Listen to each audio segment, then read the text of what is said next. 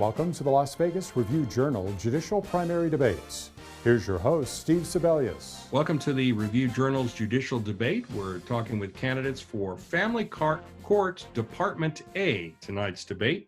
We're conducting the debate over Zoom to practice social distancing and for the safety of all of our participants. Tonight, we're going to hear from two of the three candidates for this seat, incumbent Judge William Voy and challenger Gayle Nathan, who herself is a former family court judge. Judge Voy has served since 1998 and oversees Clark County's Juvenile Delinquency Court. He's also a former Army JAG officer. And former Judge Nathan served from 2010 to 2014. She was defeated in the primary that year. She has been practicing law for 30 years. And we're going to hear from the candidates first with opening statements. They're going to be 1 minute long, followed by questions from me with answers also 1 minute long. At the end, we'll hear closing statements from both candidates. We're going to go in alphabetical order, so that means that Judge Nathan, you go first. Thank you, Steve. As you've heard, my name is Gayle Nathan, and I'm running for Family Court Judge Department A. I have a great deal of judicial experience. Not only sat on the family court bench from 2011 to 2014, but I was also a pro tem hearing master in child support court for a number of years and a pro tem justice court judge in North Las Vegas for over 10 years. I have 30 years of legal experience, and that has been primarily in family court. I am extremely well versed in family law matters and keep current on the family, in the changes in family law. I have two children who were raised right here in Clark County and in the Clark County School District. So I understand how the school district works, and that's a really important component when you're on the bench in family court. I have a master's in special education, and that gives me a very unique perspective on child development when I'm on the bench. So I hope that you will vote for me for Family Court Judge in Department A. Thank you. Thank you, Your Honor. Judge Voy, your opening statement. Good evening. I'm William Voy. I'm the current incumbent to Department A in the Family Division of the District Court here in Clark County. I was originally appointed in 1998 by Governor Bob Miller through the appointment process, and have held that position ever since. 2004, I was selected by my colleagues to be the Juvenile Delinquency Court Judge for Clark County. That came with a lot of responsibility and great honor to hold that position. I've held that position ever since. I would like to continue the great progress and reforms that we have done here in Clark County to our juvenile court system.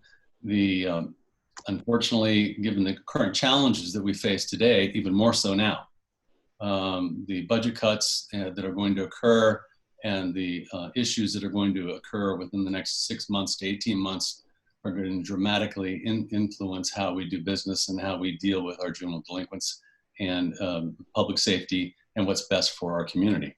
I would like to continue in that capacity and to see the reforms that we started back beginning in 2004.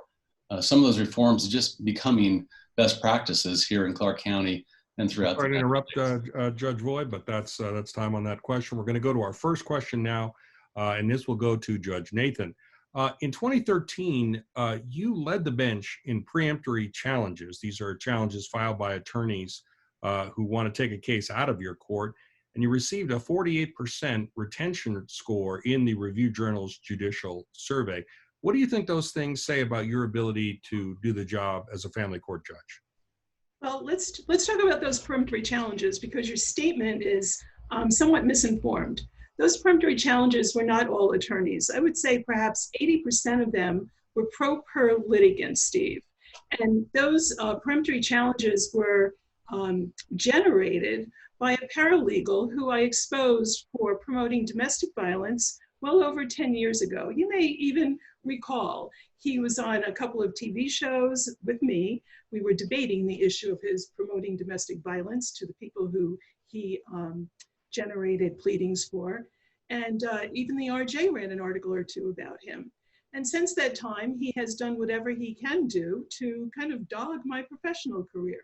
So I kept statistics when I was on the bench about those peremptory challenges. And so I know who was filing them by the notary jurad on the peremptory challenge. So it's really quite It is not true that they were all filed by lawyers. I would say 80% of them were filed by pro per litigants generated by this paralegal.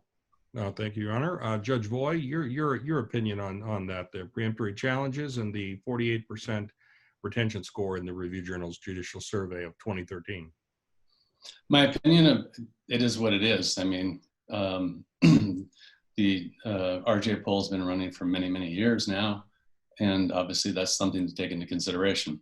I don't know anything about the preemptory challenges. Ms. Nathan and I always enjoyed a cordial relationship over the years. I'm not going to say anything negative about that. It just is what it is at this point. I don't have any information one way or the other to comment or dispute or question anything that Ms. Nathan said about where those preempts came from and the genesis behind those. All right, thank you, Your Honor. I appreciate that. We're going to take our first break. We'll be right back with more questions and answers for candidates in Family Court Department A.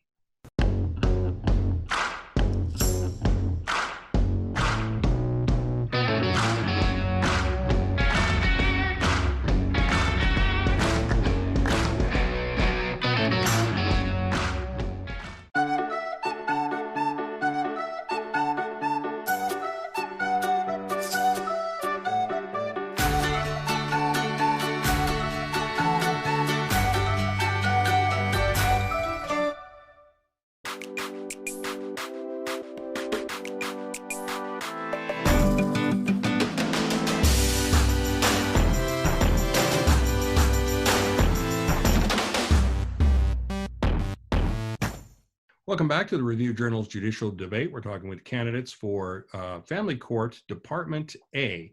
Our next question is for the incumbent Judge Voy. Judge, are you related by either blood or marriage to the third candidate in this race, Cheryl Ann Wingate, who we should note did not return our emails seeking participation in tonight's debate? She filed on the last day of filing, the same as your opponent, Judge Nathan. What role, if any, did you play in her decision to file for this office? Well, thank you for the opportunity to comment upon that. Of course, the last minute filing by Ms. Nathan came at quite a surprise to myself. I was sitting in a meeting with several other judges when I got the phone call. And then I received another phone call that my sister-in-law, Wingate, had decided to go down and file. She has her reasons for it. We had no dialogue whatsoever or conversation whatsoever prior to that happening. I can tell you what she told me. That would be hearsay as to why her motivation to file in that race, in our race, as to why she did what she did. We'll allow hearsay. We're in a race right now. We'll allow hearsay. I can object to that? No, I'm just kidding. Well,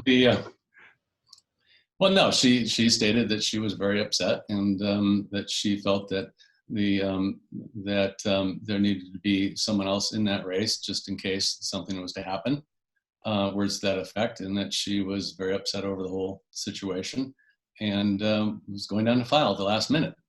And it is what it is. One of us has to get 51% of the vote, whether that be Ms. Nathan, myself, Donald Duck, whoever may file in our race. This is the nature of what we do here in Nevada. We have open races for judges. People decide why they want to run and why they don't want to run. You'll have to ask her any specifics, but that was the information that was imparted upon me at the time. And quite frankly, her and I have not spent a lot of time talking about this ever since then. Sounds good. Thank you, Your Honor. We appreciate that. Judge Nathan, any comment on this entry into the race of the judge's sister-in-law? Seems like it's going to be a fairly awkward Thanksgiving over at their house. Well, I don't really think it's very believable that, you know, a relative just sui sponte, as we say on the bench, filed to do what? I mean, my opponent can't even say the purpose of her filing. The purpose of her filing was to create a primary, number one, to cost me more money in proceeding with the primary, and to split the female vote. She has no family law experience whatsoever when I investigated her background.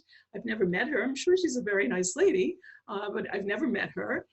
No experience. And I think what was done was unethical, whether it's from her perspective or from my opponent's perspective. I don't believe that he just didn't know that this was going to happen.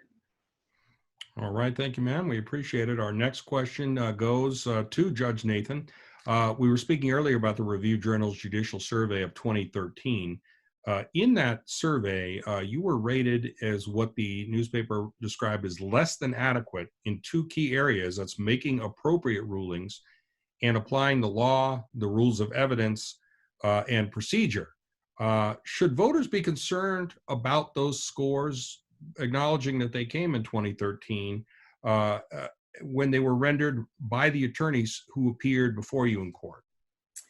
Well, I didn't have an opportunity to look at my judicial survey results, but I know historically we have 3,000 lawyers in Clark County. I'm not sure how many are in the family court bench. And I mean, historically, maybe 60 lawyers fill out that survey. And within those 60 lawyers or so are a number of lawyers who are associated with the group that I was talking about earlier. So I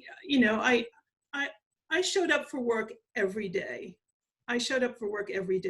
There's a local rule that district court judges are to work 5 days a week, 8 a.m. to 5 p.m., be either in their chambers or in their courtroom, which is a rule I have always followed, unlike my opponent. I was always reading the law. I was always well prepared. I don't believe that there are any remands on appeals. I had a very low number of appeals. And I don't believe that there are any remands that said, you didn't follow the law, you abused your discretion. So I don't really put a whole lot of weight into that survey. I never have.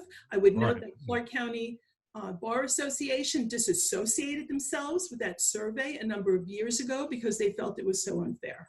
All right. Thank you, Your Honor. We appreciate that. Judge Voy, in fairness, we should note that the most recent iteration of that survey in 2019, this year, showed that you had an 80% retention score. But returning to the 2013 survey and the marks that your opponent received, should voters be concerned about that? Well, they stand for what they stand for. I'm not going to sit here and comment about it one way or the other. Those survey results are what they are. The survey is what it is. So I'm not going to just add anything disparaging whatsoever to my opponent in that regard. The survey results come in and they are what they are.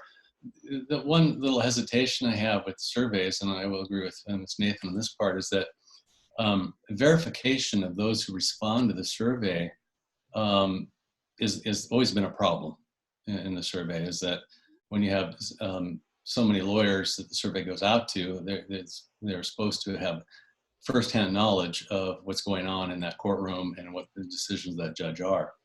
And so that's always been something that's been a problem with the survey, but it is what it is. The results stand as they stand. All right, sounds good. We're going to take our second break and we'll be back with candidates, but judges both, for Family Court Department A right after this.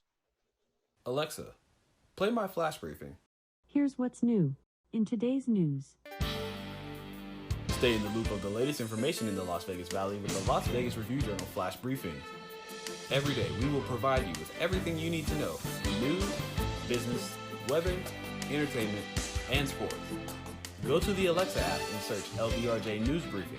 Then say, Alexa, play my flash briefing to hear 3 minutes of the most important information in Las Vegas. The Vegas Nation podcast is your source for all of your Las Vegas Raiders news. Subscribe and get fast takes and smart coverage. Download the Vegas Nation app and check out vegasnation.com to stay up to date with your Las Vegas Raiders. Welcome back to the Review Journal's Judicial Survey. Or judicial debate, rather. We're talking about a survey to candidates in Family Court Department A. Our next question to the incumbent, Judge Voy. Judge, you won your first race in 1998 by a margin of 56 to 43. Since then, in 2004, 2010, and 2014, you have run unopposed, the way any candidate for elective office would prefer to run. Why do you think you drew an opponent this year when you've had 3 uncontested elections in a row? Speculation, if you want the speculation, I can give that to you. I'll allow it. Well, now I don't want to speculate too much. I do know that I was provided with information that certain, well, let's just be honest. As of May 11th of this year, I could retire from the bench. I could walk away. I chose to make a very difficult decision. My wife and I spent a lot of time agonizing over this decision many, many months ago, that I wanted to continue what I started, especially in the juvenile court arena. In order to do that, and to run for re-election. And I'd like to finish what we started and the reforms that we made to the juvenile justice system here in Clark County. And I committed to doing that. And that's why I'm in this race, to finish the job that we started and to finish this through. Again, as I said earlier, even more so now with what's going to happen. I went through 2008, 2009, 2010 of the budget cuts that substantially reduced and affected our juvenile population, the services and programs we provide for rehabilitation, especially here in Clark County and throughout the state. We're going to suffer and that same issue here relatively shortly. I'm seeing the pains of it now. I hear every case that in Clark County currently, Monday through Friday, since the quarantine and the situation. Sorry to interrupt, Your Honor, but yeah, that's time. But we will get to talk about juvenile court in just a moment here. But first, Judge Nathan, 3 uncontested elections. So why challenge Judge Voy now? Well, I had some philosophical issues with how he worked his department. And you should also know, and the voters should know, that there's no guarantee that he will continue as a juvenile judge. Department A is not the juvenile court. He was assigned that position and he's maintained it, but in January, the chief judge could reassign him to a straight domestic calendar. So there's no guarantee it will continue as a juvenile court. I always thought that when he was assigning money from the AA fees that he administers, that he paid more attention to the boys' needs in detention than to the girls' needs. I know that that he was attempting to put together a group home for girls who were incarcerated, who were in detention, and for sexual exploitation, excuse me. And he wasn't able to pull that together. So I had real questions about his leadership as well. And I was Thank you, Your Honor. That brings us actually to our next question, and it does have to do with those specialty courts. And this question is to you. The incumbent judge has been involved and created some of these specialty courts for juvenile justice, for other things. Do you believe specialty courts are effective, or do we have too many specialty courts that, and should these cases be handled by judges on the regular bench? I've read the research. They are very effective. They are great deterrents, and I totally support continuing with specialty courts, not just for juveniles, for adults as well. Okay, Judge Voy, you had a hand in creating some of these courts. Do you think that there are too many of them? Do we need more? Do we need fewer? What do you think? No, I think that's best practices throughout the United States, both in the juvenile arena and the adult arena, specialized courts. I championed the cause in 2005 and bringing awareness to this community and throughout the United States of the plight for sexually exploited youth. I've been fighting for that group home that Ms. Nathan had mentioned for many, many years, fighting both state, county, and other folks to get the funding for that. And we were going to break ground on that home on August 1st of this year. That has now been delayed because of the recent situation. It has taken many, many years of suffering and to get to that point, and it's been my goal, and that's one of the goals I would like to finish, and getting that safe house and that facility open especially for the girls. I've been championing both causes, and to be accused of emphasizing boys over girls as far as resources, I think that is totally unfair under the circumstances. I have been championing that cause for many, many years, and will continue to do so until I'm either from the bench or even off the bench. It doesn't matter. That has to happen in our community. All right, thank you, Your Honor. We appreciate that. We're going to take our final break. We'll be back with candidates for Family Court Department A right after this.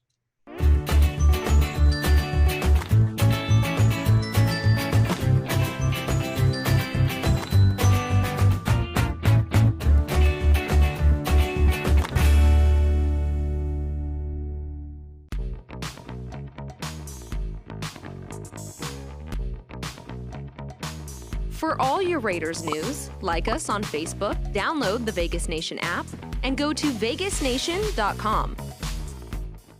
All your listeners and followers, the best name of any podcast in the world is podcast. Nobody's ever done it. Nobody's ever faked Not that we their know death. of. No.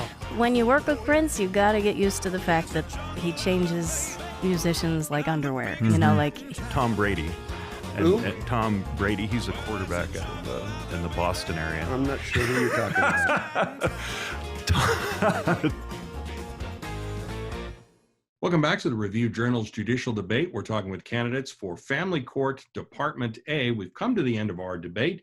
We'll now hear closing statements from both candidates. We're going to go in reverse order from how we started. That means incumbent judge William Voy is first. Thank you.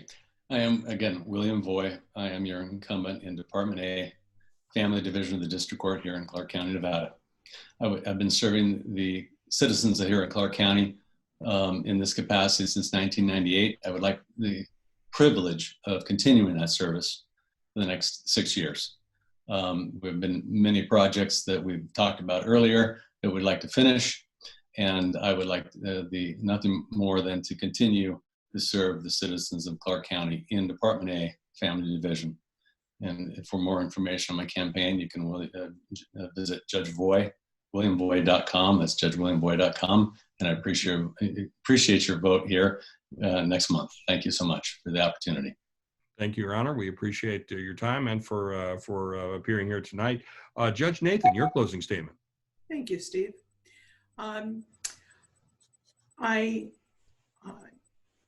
I would like the voters to know that the peremptory challenges that were talked about today have no weight on my competency and my ability to adjudicate family law matters.